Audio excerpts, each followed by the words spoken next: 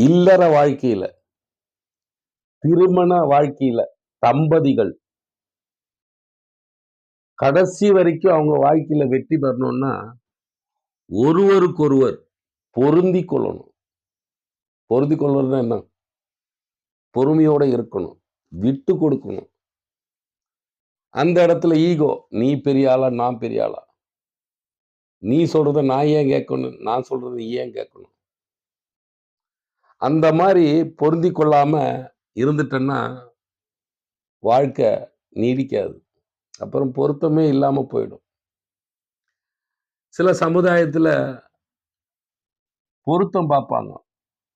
அதாவது கணவன், மனைவி திருமணத்துக்கு பொருத்தம் பார்ப்பாங்க. பேர் ராசின்னு சொல்லுவாங்க. பொருத்தம். அதுல 10 பொருத்தம், 8 பொருத்தம்லாம் பார்ப்பாங்க. அந்த பொருத்தம் பார்க்கறதோட சரி. அதுக்கப்புறம் பொறுமை இல்ல.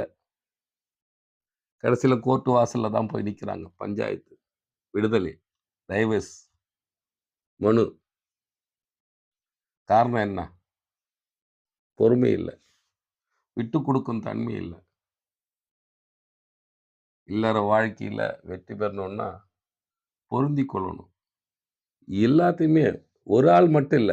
இருவருமே பொருந்திக் கொள்ளணும். பல விஷயத்துல. யாருகிட்ட குறை இல்ல? எல்லார்கிட்டயும் குறை இருக்கு. ஒருத்தருக்கு ஒருத்தர் பொருந்திக் கொண்டால், திருமண வாழ்க்கையில வெற்றி பெறலாம். ஒரு பெண்மணி 3 ஆண் பிள்ளை பெற்றெடுத்துட்டு, இளம் வயது. அவங்கள நான் சந்திச்சேன். என் கணவன விட்டு பிரிஞ்சுட்டேன். நான் ஒரு மாற்று சமுதாயத்தில் உள்ளவரு கூட வாழுறேன். நான் அவர திருமணம் முடிக்கணும் அப்படின்னு. அப்போ முதல் கணவன் ஏம்மா விட்டுட்டு வந்தேன்னு கேட்டேன். அப்ப அவரு சைக்கோ.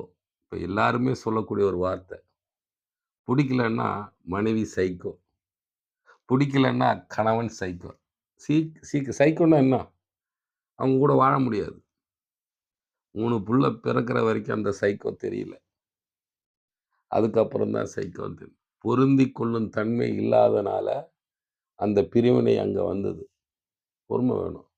தாங்கறதுக்கு ஆள் இருந்தா, எறும்பு கடிச்சா கூட வலிக்கும். நமக்கு தாங்கறதுக்கு ஆள் இல்லன்னா, மலையே இடிஞ்சு விழுந்தாலும் தைரியமா நிப்போம். பொருந்து கொள்ளும் தன்மை ஒவ்வொருத்தருக்கும் வரணும். இல்லன்னா, இல்லற வாழ்க்கையில வெற்றி பெறுறது ரொம்ப கஷ்டம்.